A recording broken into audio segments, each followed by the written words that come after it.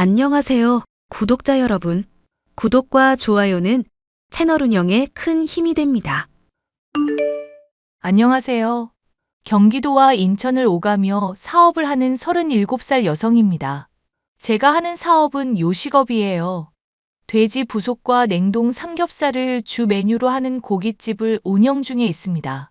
총 5개의 지점이 있고 차후 가맹점 계약을 하고 하나의 업체로 성장시킬 계획을 갖고 있어서 조금 크게 운영하고 있어요. 별도의 사무실을 두고 사무 업무를 보는 직원이 저 포함 5명입니다. 실제로 매장에서 근무하는 점장들, 여러 직원까지 합치면 나름 중소기업 못지않아요. 제가 이르다면 이른 나이에 많은 것을 이루고 살고 있는 이유는 어려서 가정 형편이 좋지 못한 이유에서였습니다. 얼굴도 모르는 아버지와 저를 낳고 100일도 안 되어 이름 모를 합병증으로 돌아가신 친엄마. 덕분에 저는 외할머니 손에서 자랐고 새벽부터 저녁 시간까지 시장에서 일을 하시며 저를 뒷바라지 해주셨습니다. 할머니의 모습을 보고 자란 저는 이악 물고 돈을 벌어야겠다. 수백 수천 번을 생각하고 지금까지 앞만 보고 달려왔어요. 할머니는 제 인생의 본보기자 제가 제일 사랑하고 존경하는 사람입니다. 제가 이렇게 구구절절 지난 이야기를 하는 이유는 오늘 여러분께 말씀드린 제 사연과 관련되었기 때문이에요. 사업을 하는 데 있어서 어느 정도 성공을 하고 만난 사랑에 크게 배신당했었거든요. 제 운명이라 믿었던 남자와 그 가족들에게 철저하게 짓밟힌 것도 모자라 호구가 될 뻔했던 그 일이 아직도 잊히질 않습니다. 그 일 때문에 결혼과는 담을 쌓게 되었고 할머니껜 죄송하지만 비혼주의가 되기로 했죠. 다행히 파혼으로 그쳤기 때문에 이혼녀 딱지가 안 붙은 건 천만다행이라고 생각합니다. 그럼 기막힌 파혼 사연 한번 들어보실래요? 할머니, 오늘 일은 좀 어때요? 쉬엄쉬엄 좀 하지. 상철이 오면 같이 하라니까. 그러다 할머니 골병 든다고. 에이, 평생 해오던 일인데 뭐가 힘들다고 그러니? 육신이 아픈 건 자고 일어나면 괜찮다. 할머니, 예전이랑 지금이랑 같아? 지난번에 한의원 계속 다녔잖아. 그러니까 몸 좀 사리면서 하시라고. 살 만큼 살았는데 미련도 없고 그저 할 수 있을 때까지 일하다 죽을 거야. 할머니, 내가 죽는다는 소리는 하지 말랬지? 나랑 오래오래 살아야지. 나한테는 할머니가 전부란 말이야. 너도 이제 나이 먹을 만큼 먹었잖냐. 적당히 좋은 놈 만나서 시집가서 토끼 같은 자식들 낳고 살아야지. 언제까지 이 늙은 할머니 끼고 살래? 에이, 서운하게 왜 그래, 진짜. 난 할머니밖에 없단 말야. 아직 할머니한테 배울 것도 많고 할머니가 이렇게 딱 버티고 있어줘야 내가 일할 맛이 나지. 어휴, 내가 우리 손녀 고집을 어떻게 꺾니? 이럴 때 보면 하늘에 있는 네 엄마랑 똑 닮았구나. 엄마도 이랬어? 그럼 너보다 더 했으면 더 했지. 그리고 이만큼 배웠으면 다 배운 거다. 이미 너 혼자 해도 될 수준이야. 내가 할머니한테 아주 혹독하게 배우긴 했지. 앞으로도 잘 부탁해요. 오늘 모처럼 일찍 장사 끝내고 우리 맛있는 거 먹으러 가요. 알겠다. 상철이도 같이 가자. 하루 종일 고생했는데 밥 한 끼 먹여야지. 그 시절 할머니는 정육점을 운영하셨던 외할아버지에게 시집 오셨는데 유일하게 배운 기술이 고기 손질하는 기술이었어요. 살림은 두말할 것도 없었습니다. 평생 자식들 뒷바라지하며 사셨는데 외할아버지가 돌아가시면서 그때부터가 고생이었죠. 급격히 기운 가정 형편에 갑작스레 가장이 되셨고 아픈 엄마와 핏덩어리인 저를 보살피면서 팔자에도 없는 노동을 하신 겁니다. 그래도 저희 사정을 딱하게 여기신 시장 정육점 사장님의 도움으로 할머니는 일을 하시며 생계를 이어나갈 수 있었어요. 그 모습을 보고 자라서 그런지 저는 어려서부터 일찌감치 돈을 벌어야겠다고 생각했습니다. 보고 배운 게 할머니가 하시던 일이어서 조금 힘들지만 관련된 일을 하기로 했고, 고등학교도 그쪽 분야로 진학했고요. 남들은 인정해 주지도 않는 그런 학교를 뭐 하러 다니냐 손가락질했지만 나름 특성화 고등학교였고 제가 할 수 있는 일을 배울 수 있다는 점이 참 좋았거든요. 학교가 끝나면 할머니를 도와드리는 게 습관이 돼서 그런지 자연스레 실력도 쌓게 되고 그걸 직업으로 삼았습니다. 처음엔 많이 칼질을 해봐야 한다며 도축장에서 가죽 벗기는 일, 고기 분류하는 일을 주로 했습니다. 그래서 그걸 미천으로 지금 이렇게 어엿한 사업가가 된 거고요. 아무튼 할머니는 저를 금지옥엽 키워주신 아주 고마운 분입니다. 할머니가 제 삶의 활력소이자 인생을 살아가게 해주는 원동력이거든요. 지은아, 일이 아주 바쁘지? 그럼 할머니, 정말 몸이 10개라도 모자랄 것 같아. 사업이 이렇게 힘든 줄 알았으면 그냥 정육점만 꾸준하게 운영하는 건데. 어이구, 그러게 뭘 했냐? 너 분명히 힘들어 투덜투덜 될 거라고 했지? 이왕 시작한 거 끝을 봐야 하니 힘들어도 묵묵히 버틸 수밖에 없다. 이제 시작인데 그만두면 아깝잖니? 그건 나도 그래요. 내가 욕심이 많아서 자초한 거니까 어떻게 해서든 끝까지 해내야지. 정육점은 걱정하지 말아라. 성현 씨가 힘도 잘 쓰고 일머리도 있고 여러모로 도움이 많이 되고 있어.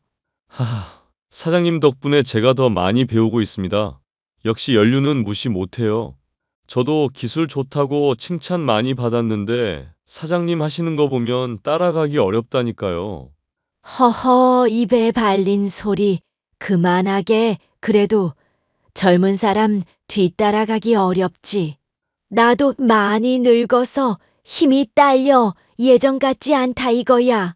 내가 보기에도 그래. 성현 씨 말대로 할머니 기술은 최고거든.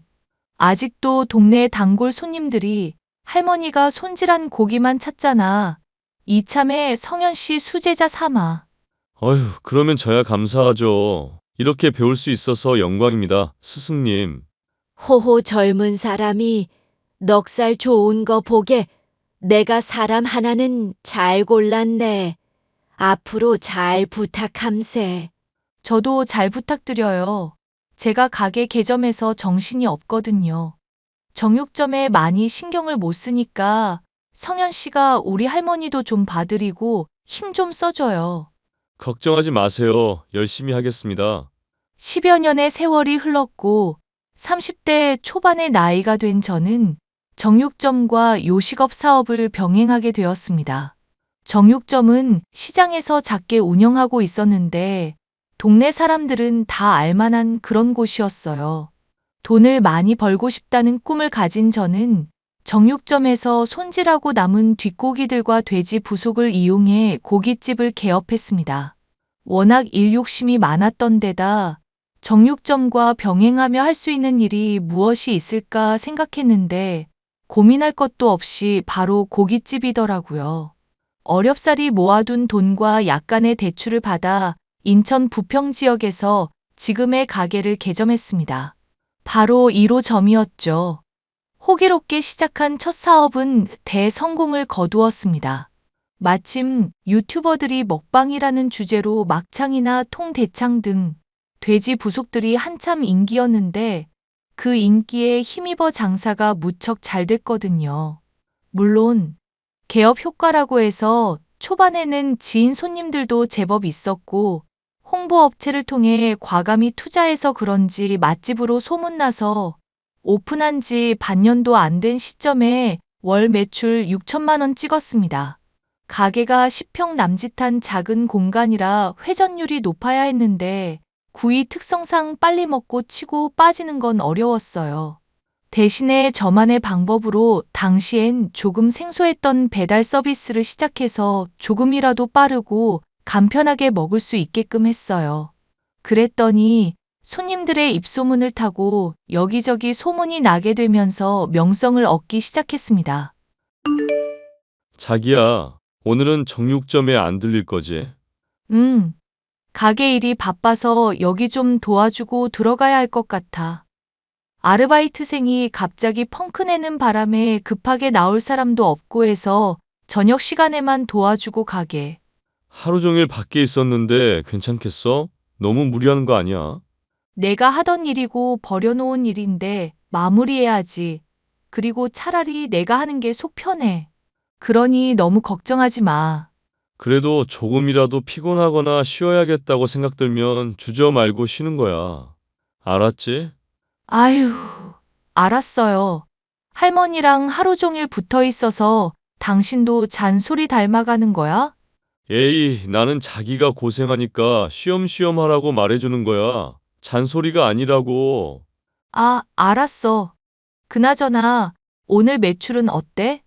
요즘 방송 나온 거 보고 직접 고기 사서 먹겠다는 사람들이 있어서 많이들 찾아갈 텐데 힘들지?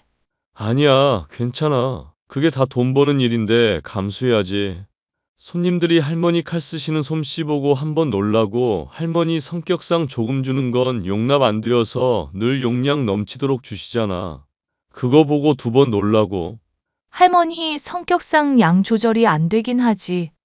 아무튼 나 오늘 조금 늦으니까 가게 마무리하고 할머니 좀 부탁해.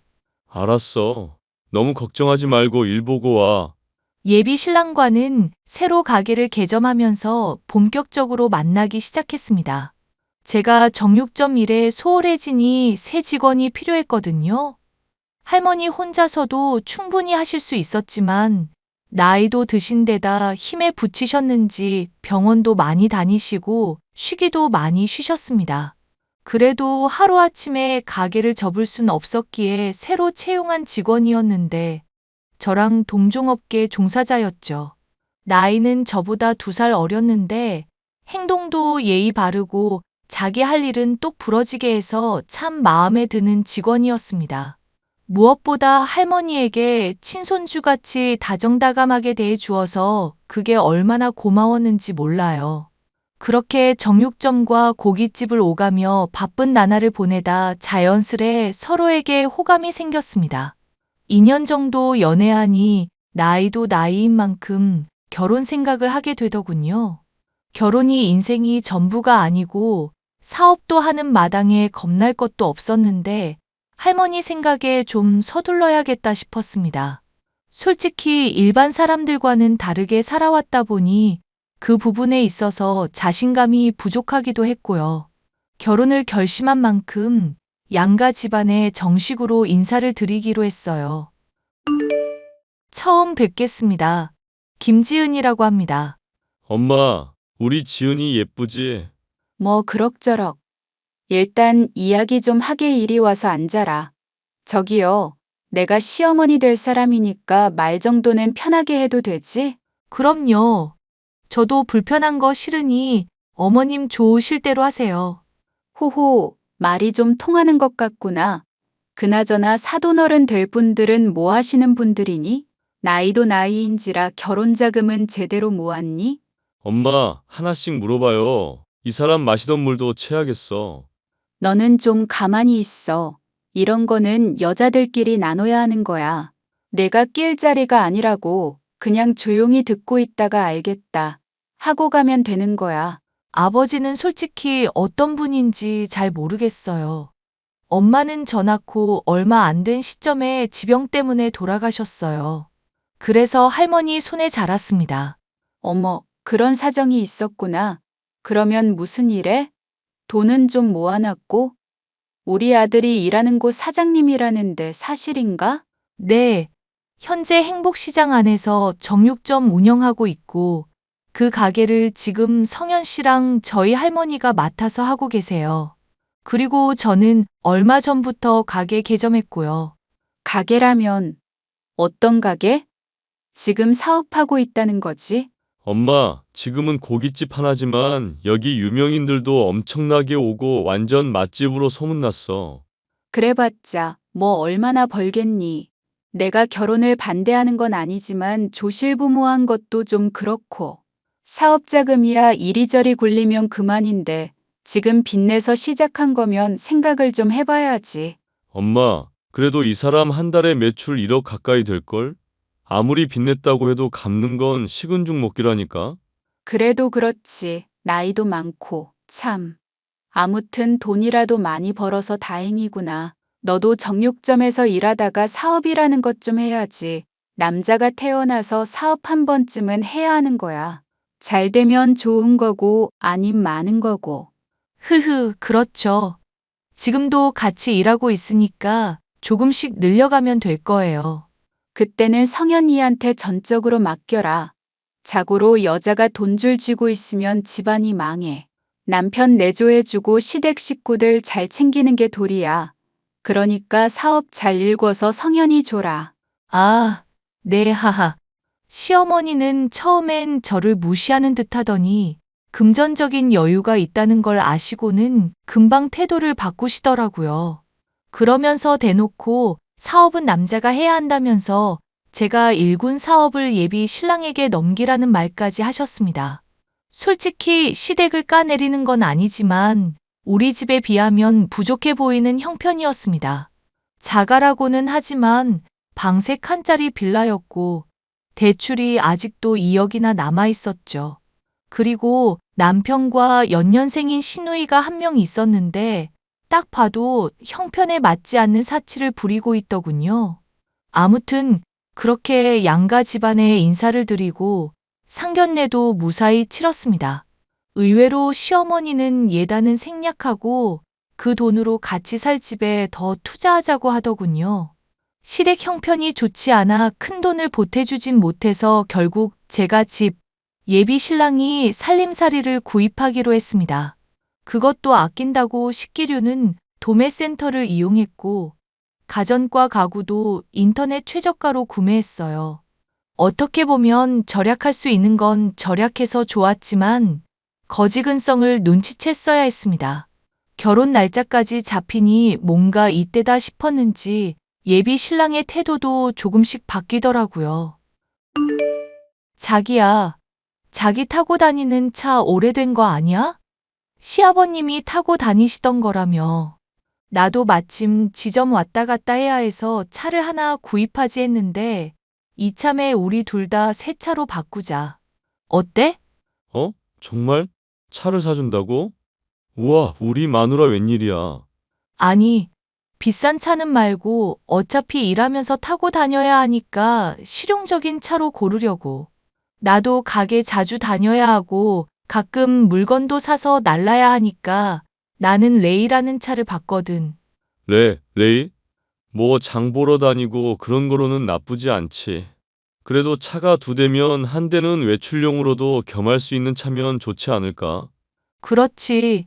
근데 양갓집도 다 근처고 어디 멀리 갈 땐 자차보다는 기차나 비행기 이용하니까 굳이 큰 차 필요 있나 싶어서. 자기 의견은 알겠는데 그래도 이왕이면 중형차도는 뽑았으면 좋겠어. 오래 탈 거 생각해서. 그런가? 난 레이 한 대랑 아반떼 정도 생각했는데. 아반떼는 무슨 K7 정도는 타줘야지. 이왕 사는 거 외제차면 더더욱 좋지만. 자기야, 이번에 가게 개점하면서 금전적인 부분 마이너스인 거 알잖아. 우리 결혼하는 것도 그렇고 집도 얻으면서 돈 많이 썼다고. 그래서 적정선에서 고르자는 건데. 아, 알겠어. 일부러 나 눈치 주는 거야, 뭐야? 그런 뜻 아니란 거 잘 알잖아. 아무튼 나는 레이 살 거야. 당신도 잘 골라봐. 아니면 이번 주에 같이 매장 가보던가. 정말? 일단 알겠어. 솔직히 일하면서 고급스러운 차가 굳이 있어야 하나 싶었습니다. 하지만 남편 말대로 한 대 정도는 비싸진 않더라도 적당한 차는 있어야 하겠더라고요. 제가 여자라 그런지 모르겠지만 차에 대해 그렇게 욕심이 있던 편이 아니라 크게 신경을 쓰지 않았었습니다. 결국 예비 신랑의 고집대로 K7인지 뭔지 하는 차량을 구입했습니다. 그래도 양심이 조금이라도 있는지 차 살 때 1,000만 원 보태더라고요. 물론 나머지는 제 돈이었지만요. 그렇게 하나하나 준비하며 결혼 준비도 막바지에 이르렀어요. 사업하랴, 결혼 준비하랴, 양가 식구들 챙기랴 정신이 없었습니다. 청첩장 디자인도 고르고 웨딩 촬영도 하고 바쁜 시간을 보내는데 시댁 식구들과 큰 마찰을 빚게 되었습니다. 바로 시누이 때문인데요. 이 문제로 결혼을 할지 말지 고민하게 되면서 제 인생에도 위기가 닥치게 된 거죠. 얘들아, 저녁에 시간 어떠니? 나는 오늘 비가 와서 그런지 한가하네. 6시면 마칠 것 같아. 왜? 무슨 일 있어? 기니 할 얘기가 있어서. 유진이랑 관련된 이야기인데 아무래도 결혼 앞둔 너희들한테 제대로 이야기하는 게 낫지 싶어서. 그리고 어차피 새아가도 우리 식구 될 건데 같이 알아야 할 것 같아서 부르는 거다. 아, 저 가게 나갔다가 시간 말씀해 주시면 맞춰갈게요. 그래, 저녁 7시까지 와. 식사하면서 이야기하자. 어이구, 잘 먹었다. 엄마, 근데 할 이야기가 뭐야? 뜸들이지 말고 이야기해봐. 맞아요, 어머니. 아가씨한테 무슨 일 생겼어요? 결혼 앞둔 너희들한테 못할 짓 하는 것 같아서. 뭔데 그러세요? 아가씨 어디 아프기라도 해요? 아니면 어머님이 어디 불편하세요? 그런 게 아니라 내 시누이가 결혼을 하고 싶다는구나.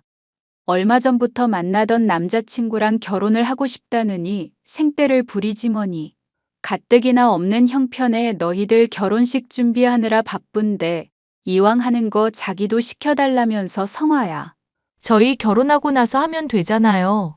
차근차근 준비해서 진행하면 되는데 문제될 건 없다고 보는데요. 서방님 되실 분이 문제가 있어요? 아니, 그런 것도 아니다. 내가 너 조무사로 일하는 거 알지? 그 병원에 일하는 의사인가 보더라고. 너무 과분한 상대라서.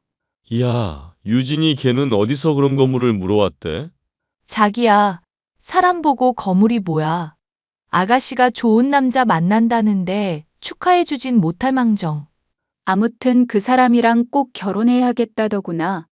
근데 알다시피 너희가 곧 결혼을 앞두고 있고 그쪽 집안에서도 남자가 나이가 있으니 좀 서두르는 모양이고. 그럼 준비하는 게 어떨까요? 제가 도울 수 있는 건 도울게요. 정말이야? 이야, 우리 집사람 대단한데? 엄마, 걱정하지 마. 우리끼리 잘 이야기해 볼게. 부담 주려고 하는 이야기는 아니니 나도 양심이란 게 있다. 에이, 엄마 부자 며느리 뒀는데 그런 게 무슨 걱정이야. 아무튼 우리도 이야기해보고 이리저리 알아볼게. 그 사람이 얼마나 대단한진 모르겠는데 하고 싶다면 결혼시켜줘야지. 시누이가 병원에서 일하던 의사와 눈이 맞아 결혼을 하고 싶어 했습니다. 하지만 의사 아들을 둔 집안이니 얼마나 요구하는 게 많겠어요? 아시다시피 시댁 상황이 별로 좋지 않은 상황이라 무리한 예단이나 혼수를 해갈 능력이 안 됐던 겁니다.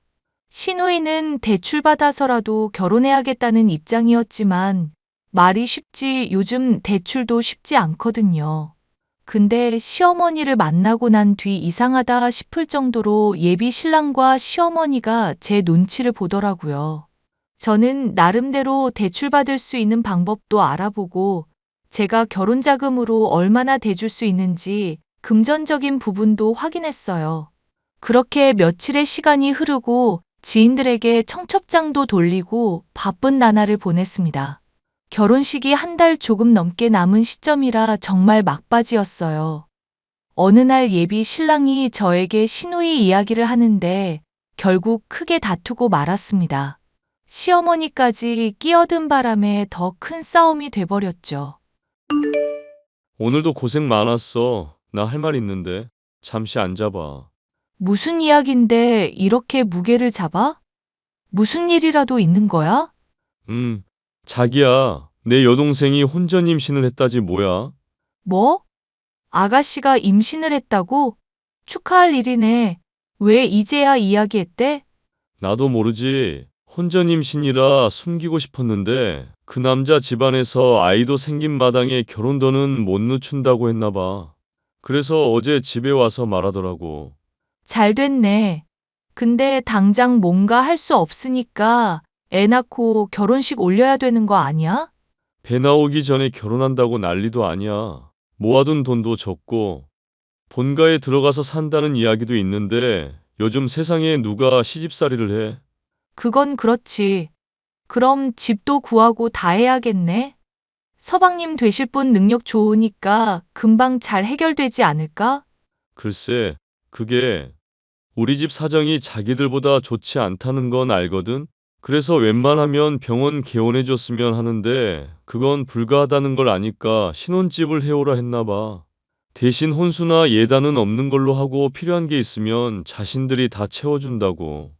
음, 내가 자세히는 모르지만 어머님 사정이 그렇게 안 좋으셔? 그래도 전세 대출받거나 모아둔 돈 합치고 하면 어느 정도 구할 수 있는 거 아니야? 엄마가 지금 살고 있는 집에서 나가고 원룸 구해서 살까도 생각했는데 누가 빌라에서 사냐며 뭐라 했나 봐. 의사인데 적어도 아파트에서 신혼살림 시작하라고. 그래야 여러모로 직장도 가깝고 편하다고. 그거 참 까다롭네. 어머니도 아가씨도 고민이 많겠다. 그래서 말인데 걔네가 우리보다 급하니까 우리 식장 예약한 거랑 신혼집 양보해주자. 뭐라고? 그게 무슨 말이야?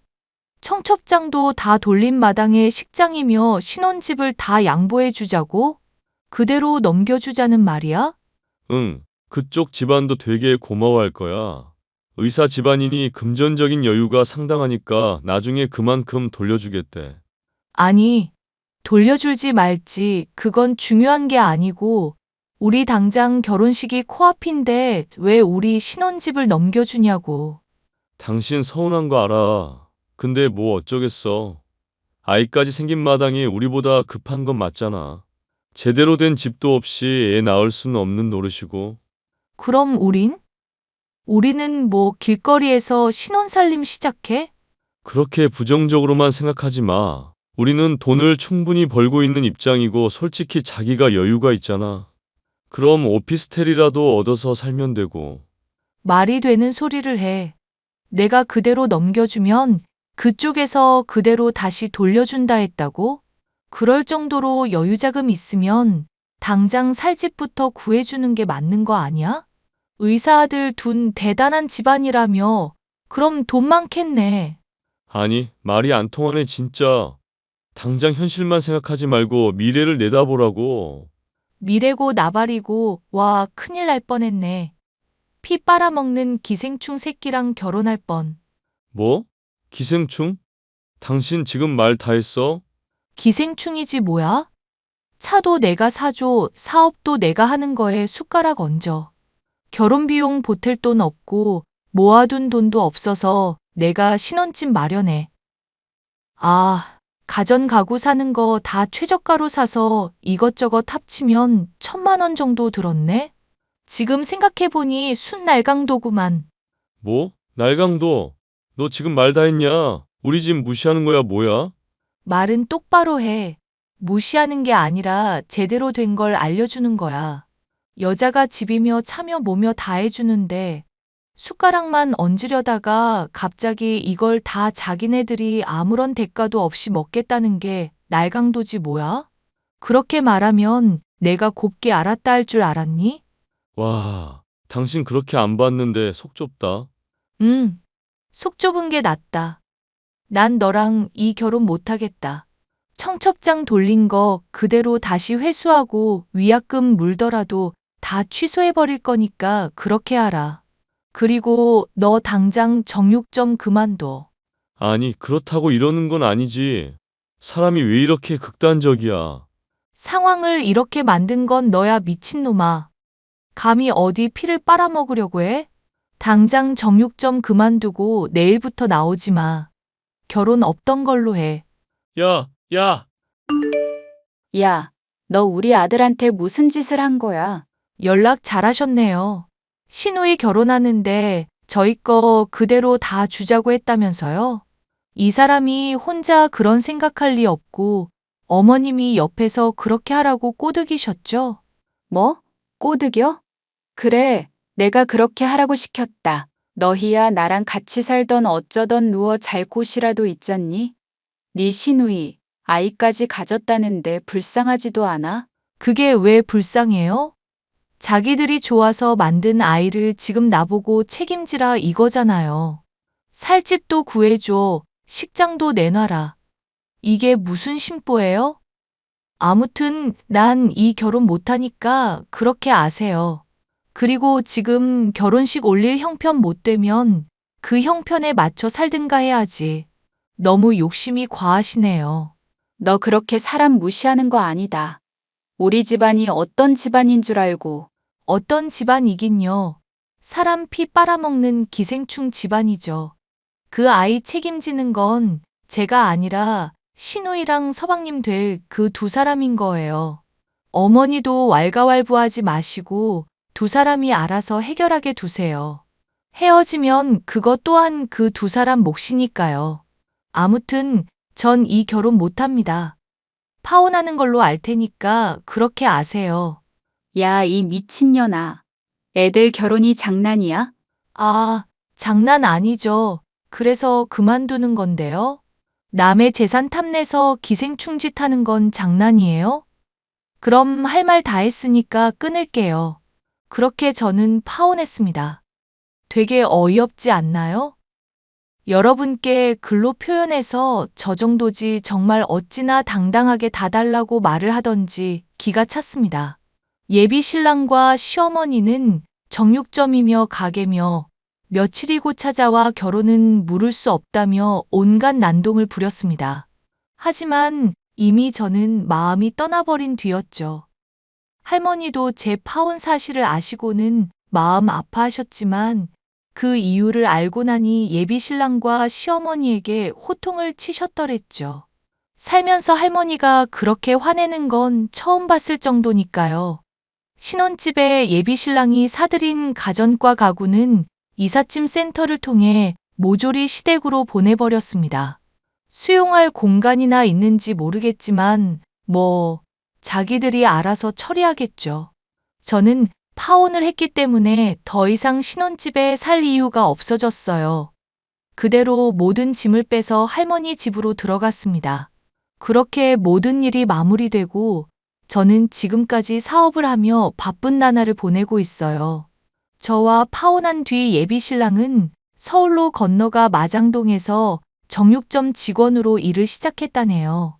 근데 충격적인 건 시누이가 임신한 그 아이가 다른 남자의 아이였다는 사실을 알게 되었습니다. 당연히 파혼을 했고 지금 시댁에서 지내고 있다는데 제가 신경 쓸 건 아니죠. 가는 말이 고와야 오는 말도 곱고 내가 행한 선한 영향력은 언젠가 되돌아온다는 말이 있어요. 그만큼 평소 행실을 올바르게 하면서 살아야 한다는 이야기입니다. 남의 것을 과도하게 탐내다 보면 큰 화를 불러온다는데 세상 사는 이치를 몰라도 너무 몰랐던 예비 신랑은 결국 큰 코 다친 거죠. 저는 지금까지 사업을 해오면서 결혼에 대한 별다른 생각이 없답니다. 파혼을 경험하면서 결혼 생각이 없어졌기도 했고 저 혼자 잘 벌어서 할머니랑 여행도 다니고 여유롭게 살려고요. 그게 오히려 더 추억에 남고 제 인생에서 더 가치 있는 일이지 않을까 싶네요. 제 사연은 여기까지고요. 지금까지 제 구구절절한 사연 들어주셔서 감사드립니다.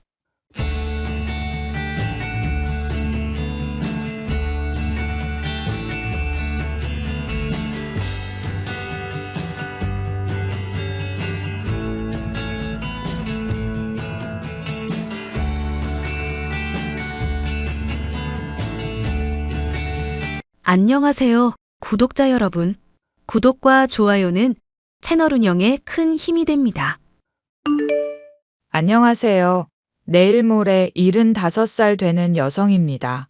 얼마 전에 평생 일궈온 생선가게 접고 새 인생 살고 있어요. 손녀딸이 이제는 남은 인생 즐기면서 살라며 문화센터 소개해줘서 열심히 다니고 있어요. 다 늙어서 무언가를 배운다는 게 참 힘든 일이지만 뒤늦게 배우는 재미를 알아서 최근엔 컴퓨터를 배우고 있답니다. TV로만 드라마, 영화를 접해봤지 유튜브라는 걸 접해보니 정말 새로운 세상이더군요. 사람들 사는 이야기도 들을 수 있고 아주 좋습니다. 많은 공감도 되고 위로도 되고 만나지 않아도 마음이 통한다는 게 뭔지 알겠더라고요. 그래서 저도 이참에 용기 내서 지금까지 살아온 이야기 좀 해보려고 합니다. 사실 아들이 하나 있어요. 얼마 전에 이혼을 했고요. 이혼의 원인은 주제도 모르고 날뛰던 며느리 때문이에요. 개구리 올챙이 때 생각 못한다고 하잖아요. 사람이 한결같아야 평탄하게 인생을 사는 법인데 며느리는 그러지 못했습니다. 구구절절 제 사연 한번 들어보시겠어요? 아들 밥은 먹고 다니냐? 요즘 다니는 회사는 어떠니? 지난번에 이직했다고 어미한테 들었다. 잘 다니고 있어요. 다행히 좋은 사람들 많이 만나서 즐겁게 일해요. 일도 그렇게 안 어렵고요.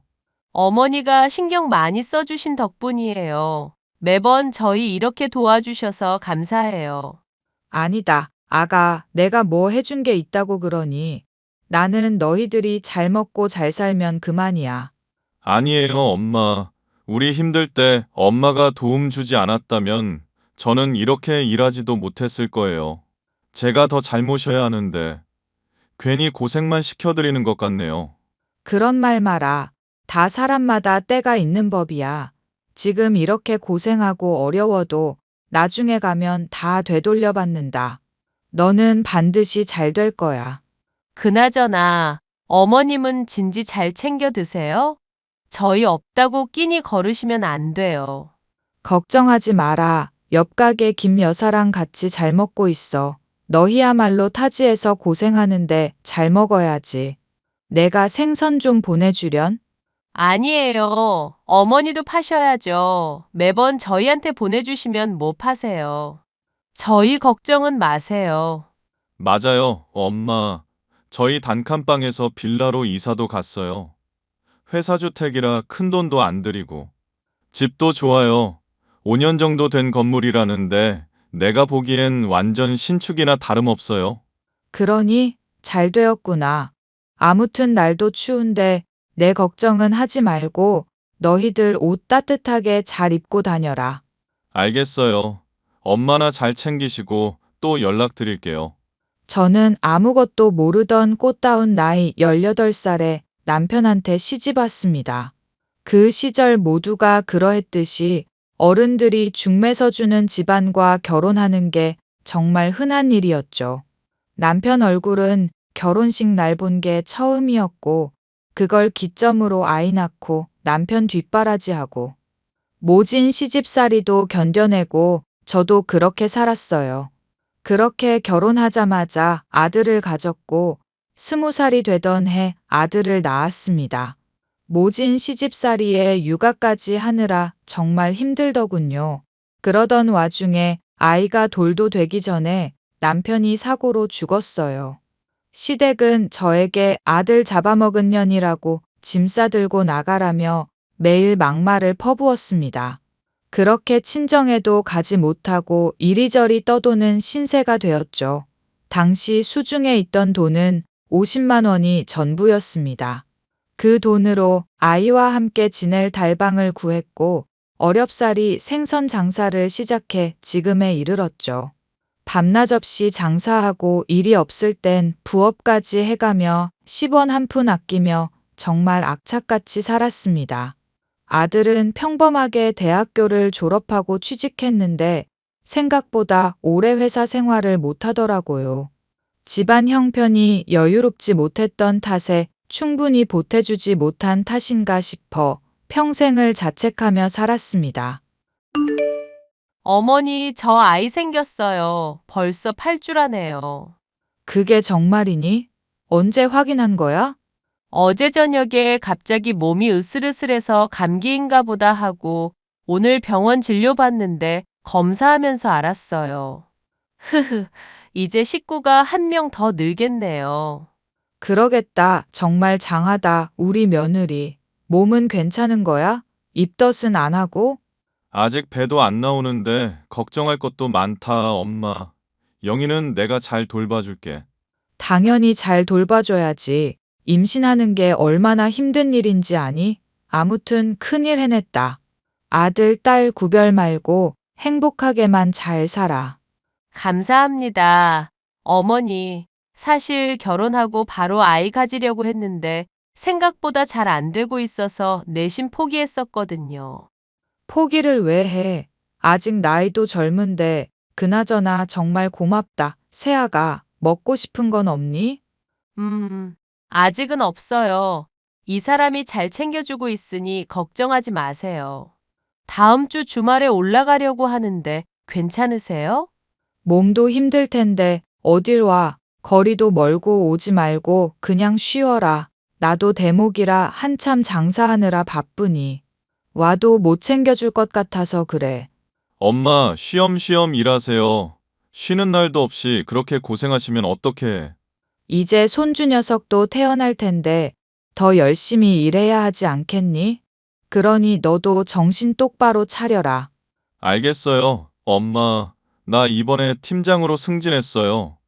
여기 회사는 사람들이 참 좋은 것 같아. 거봐라. 엄마 말 맞지? 별탈 없이 잘 지냈으면 좋겠구나. 순진한 사람 꼬드겨서 일만 시키고 돈 안 주는 그런 악덕 업주만 아니면 돼. 그런 분들 아니야. 여기서 부지런히 일 배워야지. 나중에 언젠가는 나만의 사업을 할 거야. 그래, 뭔들 좋으니 열심히만 하렴. 곧 너도 아버지가 될 몸인데 가장으로서 책임을 다해야지. 알겠어요, 엄마. 각자의 위치에서 열심히 살다 보니 우리 집에도 좋은 소식이 들려왔습니다. 바로 며느리가 아이를 뵌 겁니다. 그 아이가 지금의 손녀죠. 정말 작고 여리던 아이가 어느덧 무럭무럭 자라 내일 모레면 성인이 되니 정말 시간 가는 줄 모르겠네요. 아무튼 그때로 다시 거슬러 올라가면 손주 녀석을 가졌다는 소리를 듣고 어찌나 기뻐했는지 몰라요. 아들 부부는 회사에서 제법 오래 일을 했습니다. 손녀가 태어나고 얼마 되지 않은 시점에 IMF가 터졌고요. 그 바람에 잘 다니던 회사도 구조조정으로 그만두게 되었고 경제 상황이 나빠졌으면 나빠졌지 좋아질 기미가 안 보였습니다. 이대로는 안 되겠다 싶었고 아들 내외를 서울로 불러 같이 살게 되었죠. 아들은 사업을 시작해 보겠다며 저에게 자금을 요구했어요. 이왕 해보는 거 아쉬움 없이 시작하라며 넉넉히 지원해 주었습니다. 하지만 시국이 시국인지라 뭐든 잘 안 되더라고요. 그렇게 번번이 사업에 실패하고 거의 모든 재산을 잃게 되었죠. 설상가상 보증을 잘못 써는 바람에 빚까지 생기면서 제가 장사하며 번 돈과 아들이 막노동하며 모은 돈으로 생계를 이어나갔어요. 그렇게 10년 정도 시간이 흘렀습니다. 엄마, 오늘 마지막 송금하고 왔어요. 그동안 정말 고생 많았어요. 못난 아들 뒷바라지 해주시느라. 왜 울고 그런다니. 둘이 벌어서 이만큼 할 수 있었던 게야. 너도 그동안 참 고생 많았다. 수진 어미야, 너도 고생 많았고. 아니에요, 어머니. 제가 뭘 한 게 있다고요. 빚 갚느라 생활비도 제대로 못 줬는데 그 상황에서 수진이 키워내느라 고생했지. 우리 중에서 제일 고생한 게 수진 어미다. 어머니, 수진이도 이제 다 컸고 스스로 할 줄 아는 것도 많아서 막상 제가 하는 건 없어요. 그 일랑 어머님이 고생 많으셨죠. 그 많은 빚을 다 해결하셨으니. 네 시아버지만 살아있었어도 이런 고생은 안 했지 싶다. 그 양반이 워낙 생활력이 강한 사람이라. 아무튼 날도 날이니만큼 수진이 데리고 건너오너라. 오랜만에 외식이나 하자꾸나. 정말요? 그럼 학교 갔다 오면 바로 갈게요. 여보, 당신은 언제 와요? 나도 저녁 식사 시간에 맞춰서 갈게. 오늘 근무긴 한데 조금 일찍 갈 수 있거든. 그리고 모두에게 할 말도 있고. 뭔데 그러냐? 중요한 이야기야? 괜히 걱정시키지 말고 여기서 이야기해요. 어머님 또 발동동 구르신다고. 그런가? 그럼 미리 말할게요. 나 A 기업에 입사하기로 했어. 일전에 일했던 직장 사장님 알지? 그분 지인이 A 기업 임원인데 나 추천해 주셨어. 이번에 경력직 전형에 지원했는데 합격했다고. A 기업이면 대기업 아니냐? 아이고, 우리 아들 장하다. 여보, 그게 정말이야? 그렇다니까. 우리 식구들 이제 고생 끝 행복 시작이야. 월급 꼬박꼬박 나오고 회사 관사도 나오니까 지금보다는 좀 더 여유로워질 거야. 그동안 고생시켜서 미안해요. 엄마, 그리고 여보. 그거 정말 잘 됐다. 아이고, 우리에게 이런 일이. 아들은 대기업에 소속되어 사업과 병행하며 근무하게 되었습니다. 월급도 제법 많고 그 무렵 저도 장사가 잘 되기 시작해서 형편이 조금씩 나아지기 시작했어요. 손녀도 무럭무럭 잘 커서 사람 고치는 의사 되겠다더니 정말 의대에 입학했고 아들도 회사에서 탄탄대로를 걸었죠. 이제 우리 집에는 늘 좋은 일만 가득할 것 같았습니다.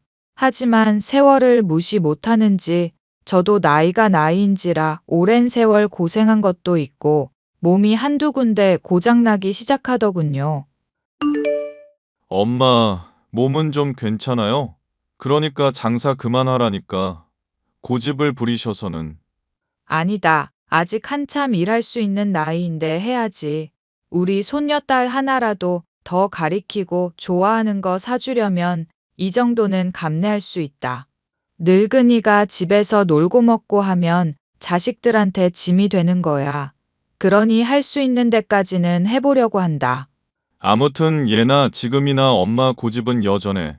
병원은 다녀오셨죠? 오늘 손님이 많아서 간다는 걸 깜빡했구나. 주말에는 꼭 가야지. 뭐라고요? 안 갔어요, 그럼? 아니, 허리도 아프고. 그거 단순 관절 문제가 아니라니까? 엄마도 예전 몸이 아니라 관리해줘야 해요. 내가 지난번에 사준 영양제 잘 챙겨 드시고는 계세요? 아휴, 고놈 참 잔소리도 어지간히 하는구나. 어휴, 안 되겠네. 엄마, 내가 수진이랑 집사람한테 말해 놓을 테니까 당장 내일 가서 진료받고 검사받을 수 있는 거 다 받아요. 아이고, 아서라. 병원비며 검사비며 한두 푼도 아닌데. 원래 이 나이 되면 다 아프단다. 그러니 그냥 둬. 뭘 그냥 둬요. 그러다 진짜 골로 간다니까. 엄마, 오래오래 사셔야지. 그렇게 포기하시면 내가 뭐가 돼? 괜히 너희들한테 걱정 끼치기 싫어서 그렇지. 잔말 말고 아들 말 좀 들어요. 나 3개월 뒤면 미국 다녀와야 하는데 엄마 그 전에 다 낫는 거 보고 가야겠어. 알았다. 알았어. 그러니 잔소리 좀 그만해. 네가 하라는 대로 할 테니까. 여보, 내일 엄마 모시고 병원 좀 다녀올 수 있어? 내일 별일 없지? 별일 없죠. 왜요? 어머님, 어디 아프세요? 아니, 지난번에 허리랑 무릎 계속 안 좋으시다고 했잖아. 타이레놀 드시면서 겨우 버티시는데 이러다간 큰일 날 것 같아서. 어머니 아무 말씀 없으셨는데. 어머님, 아주 불편하세요? 조금 아프긴 하구나. 미안하다 괜히. 아니에요. 뭘 그런 거 가지고 그러세요. 그래서 내일 몇 시에 가면 되는데요? 수진아, 바쁜 건 알겠지만 너희 병원에서 할머니 진료 좀 받자. 갑작스럽긴 하지만 진료할 수 있겠니? 잠시만요. 진료 스케줄 좀 보고요. 요즘 예약 환자가 워낙 많아서요. 아, 잠깐. 혹시 점심 전이긴 한데 11시 어떠세요? 그땐 제가 직접 봐드릴 수 있어요. 오신 김에 CT랑 MRI 다 찍고 가세요.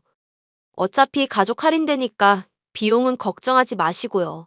그래, 그 시간에 할머니 모시고 네 엄마가 갈 거다. 잘 좀 부탁한다.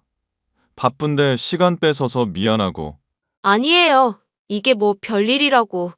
그나저나 할머니 언제부터 그랬어요? 혹시 봄에 그랬던 거 아직도 그래요? 그게 말이지. 말도 마라. 지금까지 약으로 버티셨단다. 그것도 약국에서 산 타이레놀. 아주 네 아빠 불효자 만들려고 작정하셨어. 아니, 통증이 상당했을 건데.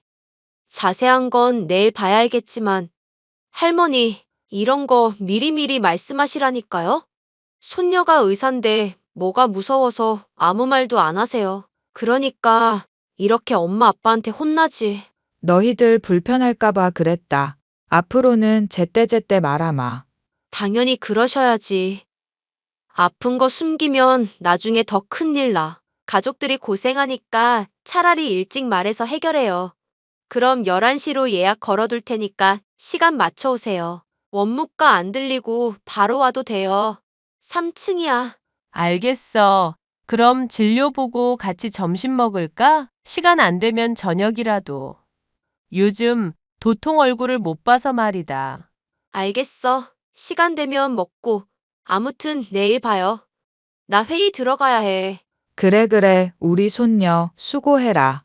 다행히 손녀가 일하는 대학병원에서 진료를 볼 수 있게 되었고, 디스크 판정을 받아 수술하게 되었습니다. 누군가의 간호가 필요한 상황에 아들은 해외지사로 발령받아 2년 정도 떠나 있게 되었고, 결국 며느리의 도움을 받기로 했어요. 하지만 며느리는 말로만 알았다 하면서 뒤로는 저를 모른 채 하더군요. 다 같이 있을 땐 그렇게 살가운데 가족들이 없는 자리에선 완전히 저를 내외했어요. 그러다 어느 날은 저에게 같이 지내는 게 불편하다며 노골적으로 티를 내더군요. 그래서 집 근처로 원룸을 구해서 나가 살게 되었습니다. 물론 아들에게는 제가 혼자인 게 편하기도 하고 새로운 인생을 즐겨보고 싶다. 애먼 말을 둘러댔지만요. 그런데 말입니다. 제가 수술을 하는 바람에 할 수 있는 행동 범위가 정해졌는데 며느리는 그걸 도와주지 않았어요. 물론 꼭 해야 하는 건 아니었지만 감수하고 제가 어렵사리 해결해야 했죠. 저도 다 늙은 마당에 자식들한테 바라기만 하는 건 안 된다고 생각해서 꾹 참고 있었어요. 하지만 시간이 지날수록 며느리는 절 시어머니로 생각하지 않는지 점점 남대하듯 하기 시작했습니다. 안 되겠다 싶어서 말을 꺼내니 이때다 싶었는지 흔쾌히 대답하더군요. 그동안 살붙이고 살았던 정이 아까웠습니다. 지금 바쁘니 내가 기니 할 말이 있구나. 네, 말씀하세요. 요즘 너 뭐 하고 다니는 거니? 경훈이 미국 갔다고 너무 밖으로 돌아다니는 거 아니냐? 나돌아다니다니요. 저도 제 할 일 하는 거죠. 제가 집안에만 틀어박혀 있으라는 법은 없잖아요. 그거야 그렇지. 내가 말하는 건 그게 아니다. 내가 미안해서 이야기 안 하려고 했는데. 경훈이 미국 가고 나서 디스크 수술하고 나 도와주겠다더니 왜 아무것도 안 하니? 내가 큰 거 바라는 것도 아닌데. 어머니, 저도 제 생활이라는 게 있어요. 언제까지 어머니한테 얽매여 있어야 하는데요? 뭐? 너 그게 무슨 말이냐? 맞잖아요. 저도 그동안 고생 많았고 하고 싶은 거 이제야 좀 하겠다는데 그게 어렵냐고요. 지금 누가 하지 말라 그랬니? 됐다. 너한테 부탁하느니 내가 알아서 하는 게 낫지. 적어도 시어머니로서 대우는 해줄지 알았어. 그런데 툭 까놓고 이야기해서 너 수진이나 경훈이 있을 땐 나한테 온갖 알랑방귀 뀌어대면서 걔네 없으니까 나 몰라라 하는 거잖니. 그렇게 말씀하시면 저도 할 말이 없네요. 어머니가 그렇게 생각하시는 게 맞아요. 어이가 없구나. 앞으로 매달 나한테 30만 원씩 보내거라. 아무것도 안 하고 살자니 내가 안 되겠다. 그동안 내가 너희들 뒷바라지 해준 거 생각하면 이 정도는 아무것도 아니라고 생각한다. 참나, 그깟 돈 얼마나 된다고. 알겠어요. 그렇게 또 몇 개월의 시간이 흘렀고 디스크 수술 후 재활 치료를 열심히 받았습니다. 며느리가 보내주는 돈과 아들과 손녀딸이 가끔 주는 용돈으로 간병인을 고용했어요. 며느리의 도움은 바라지도 않았습니다. 그러다 제가 정말 죽을 뻔한 일이 발생해요. 나이도 들고 수술도 받은 데다 몸이 약해져 있었는데 갑작스레 건강이 악화한 거였죠. 주말 아침 제가 정신을 잃고 쓰러졌는데 한참 뒤에 눈을 떠보니 병원이긴 했습니다. 그런데 신고자가 며느리가 아닌 자주 왕래하던 이웃집 할머니였어요. 무슨 상황인지 어리둥절해 있었는데 그날 밤 며느리가 병실 한편에서 통화하는 걸 듣고는 깨달았습니다. 그동안의 모습이 모두 거짓이었다는 사실을요. 그리고 제가 걱정되어서 병실로 찾아온 손녀도 그 이야기를 듣고 말았어요. 저와 눈이 마주쳤는데 아무 말 하지 말고 가라는 손짓을 했습니다. 손녀는 화가 잔뜩 난 채로 뒤돌아갔고요. 아, 글쎄. 늙은이도 이제 나이가 들었으니 곧 가겠지. 내가 아는 재산만 지금 20억이야. 적당한 시기에 이혼하면 돼. 위자료는 넉넉히 받아올게. 사랑해, 자기야. 이런 대화를 하는데 아들과 손녀 생각에 피가 거꾸로 솟구치는 느낌이더군요. 며느리는 제가 하루라도 빨리 죽으면 상속받는 재산을 모두 가로챌 심산이었던 겁니다. 기막힌 사실에 휴대전화로 모든 대화를 녹음해 두었고 다음 날 아침 아들에게 바로 전화를 걸었어요. 경훈아, 거기 날씨는 어떻니? 어제까지만 해도 좋았는데 오늘은 비가 오네요. 엄마 몸은 괜찮으시죠? 내가 한국 가는 걸 좀 서둘러야겠어요. 안 그래도 그래야겠다. 내가 너한테 기니 할 말도 있고. 왜요? 무슨 일 있어요? 내가 정말 어이가 없어서. 수진 어미 말이다. 너 이참에 갈라서는 게 좋겠구나. 갈라서요? 지금 이혼하라는 말씀이세요? 갑자기 왜 그런 소리를 해요? 아무래도 수진 어미가 만나는 남자가 있는 모양이야. 수진이도 어제 같이 들었다. 그리고 나 이렇게 된 거 수진 어미 탓도 크다. 분명 수진 어미 있을 때 쓰러졌는데 신고자가 옆집권 여사야. 무슨 말인지 알겠니? 그 사람이 알고서 모른 척하기라도 했다는 거예요? 그런 게 아니면 뭐겠니? 태연하게 병원 와서 내연남이랑 통화까지 하는 마당에 뭐가 무섭겠어. 그동안 내가 알고 있던 그 수진어미가 맞나 싶다. 엄마, 일단 내가 직접 보고 판단해야 하니까 속 아파도 조금만 참으세요. 수진이한테는 내가 따로 연락할게. 마음 같아선 당장이라도 머리채 잡고 싶은데 내가 너랑 수진이 봐서 참는다. 그동안 같이 살아온 세월이 있는데 어떻게 그런다니. 도대체 사람인지 원. 어휴. 엄마, 일단 진정하고 계세요. 내가 빨리 일 마무리 짓고 귀국해서 알아볼게. 그러니 너무 내색하지 말고 계시고요. 알겠다. 내가 괜한 말한 거 아닌지 모르겠다. 다 늙어서 이게 무슨 경우인지. 아니에요. 사실 결혼하면서 저도 좀 느꼈거든요. 그 사람 어쩌면 이미 오래전부터 그랬는지도 몰라요. 고생 많이 한 건 사실인데 아무튼 한국 가서 봬요. 그래, 조심해서 오너라. 그렇게 약 한 달 정도의 시간이 흐른 뒤 아들이 한국으로 귀국했습니다. 확실한 증거를 얻기 위해서 아들이 시간을 좀 달라고 하더군요. 아들은 사람을 시켜 며느리의 뒷조사를 했습니다. 생각보다 오래전부터 이미 바람을 피우고 있었더군요. 적게는 몇십만 원, 많게는 몇백만 원씩 그 남자에게 퍼다 나르고 있었습니다. 그렇게 증거를 차곡차곡 모으더니 아들은 며느리를 상대로 이혼 소송을 제기했어요. 며느리가 곱게 이혼해 줄 것 같진 않아서 유명한 로펌의 변호사를 선임했고 모든 증거를 들이밀었습니다. 본인을 제외한 가족들 모두가 한편이니 어쩔 줄 몰랐는지 며느리는 명예훼손죄로 고소한다, 정신적 피해 보상을 요구한다며 난리치다 결국 패소하고 위자료 한 푼 못 받고 쫓겨났습니다. 되려 아들에게 위자료 3천만 원을 줘야 했고 상간남 소송인지 뭔지 그것도 이겨서 2천만 원 받아냈다고 하네요. 수진아, 너 오피스텔 비밀번호 바꿨니? 바꿨지. 누가 자꾸 들락날락하는 것 같아서.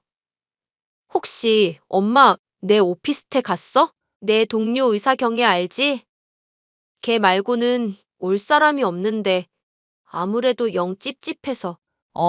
그거 엄마야. 가끔 가긴 했는데 방해됐나 보구나. 엄마가 오늘 가서 씻고 좀 자야 하는데 비밀번호 좀 알려줄 수 있겠니? 당신이 무슨 염치로 수진이 집에 가? 제정신이야? 왜 가만히 있는 딸 집에 가냐고? 당신은 가만히 있어. 내가 당신이랑 끝낸 거지 수진이랑 끝낸 게 아니잖아. 수진아, 안 그래? 엄마, 말 같지도 않은 소리 하지 마. 설마 내가 왜 이혼했는지 모를 거라고 생각하는 거 아니지? 나 엄마 그날 밤에 통화하는 거 다 들었어. 그리고 엄마 바람 피우고 있는 거 다 알고 있었고. 뭐? 뭐라고? 수진 애미야, 이제 그만해라. 너 빼고 모두가 알고 있었어. 이제 경거망동은 하지 말고 더 이상 찾아오지도 말거라. 나도 화내기 싫으니. 어머니는 뭔데 참견이세요. 이건 우리 가족 일이에요. 엄마, 시끄러워.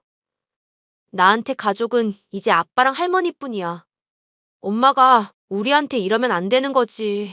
수진이한테 더 이상 상처 그만 줘. 깔끔하게 헤어졌으니 그만하라고. 위자료 준 거 돌려줄 테니까 그냥 나가. 누구 마음대로 천륜을 끊어놓으려 해. 수진아, 너도 그렇게 생각하니? 네가 뭘 잘못 알고 있는 모양인데. 이게 다 너희 아빠랑 할머니 탓이라고. 말 같지도 않은 소리 하지 마. 할머니가 엄마한테 어떻게 했는데. 그리고 지난번에 할머니 병원에 입원하신 거 엄마가 신고 안 하고 옆집 할머니가 신고했다며? 내가 모를 줄 알았어? 다른 사람들 눈은 속여도 의사 눈은 못 속인다고. 엄마가 제때 신고만 했어도 할머니 그렇게 오래 입원 안 해도 됐다고. 지금 후유증 때문에 절뚝이시는 거 그거 다 엄마 때문이야. 내가 진단서 끊어서 엄마한테 손해배상 청구시킬까? 너 어쩜 엄마한테 그러니? 내가 다른 사람도 아니고 너 낳아준 엄마야. 엄마니까 마지막 알량을 베푸는 거야. 엄마니까 더 이러면 안 되는 거지. 할머니가 그동안 어떻게 사셨는데 엄마 아빠 힘들 때 다 뒷바라지 해주고 본인 몸 상하면서까지 수고해 주셨잖아. 근데 엄마는 고작 한다는 게 이거야? 효부는 바라지도 않아. 사람답게 행동해야지. 지금 엄마가 하는 행동. 인간 그 이하 수준이야. 너. 나 오피스텔 내놓을 거야. 그런 줄 알아. 어디서 지낼지는 엄마가 알아서 해결해. 한두 살 먹은 어린애도 아니고. 그 남자한테 가던가. 수진아. 그렇게 손녀딸은 오피스텔을 정리하고 본가로 들어왔고 아들은 며느리를 상대로 접근 금지, 통신 제한을 걸어버렸습니다. 더 이상 아무런 연락도 하지 못하고 그 어떤 흔적이라도 지워버리겠다면서 말이죠. 그 순간 제일 힘든 건 아마도 아들일 겁니다.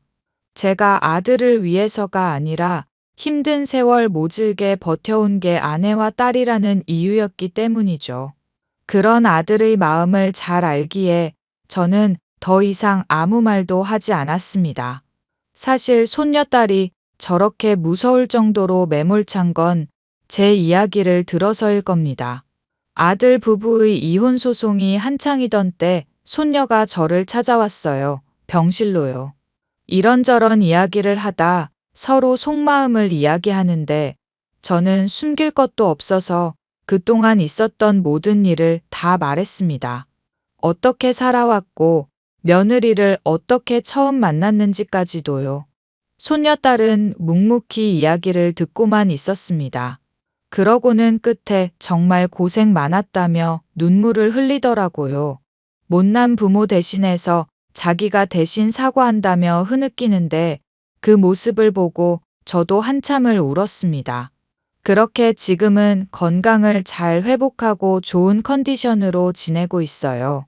생선 가게를 다시 시작했다가 최근엔 그냥 아예 관뒀습니다. 이젠 정말 저를 위한 인생을 살아보려고요. 언제까지 살진 모르겠지만 힘 닿는 데까지 열심히 노력해서 저답게 살다 아름다운 모습으로 가겠습니다. 지금까지 제 사연 들어주셔서 감사해요. 여러분도 항상 건강하시길 바랍니다.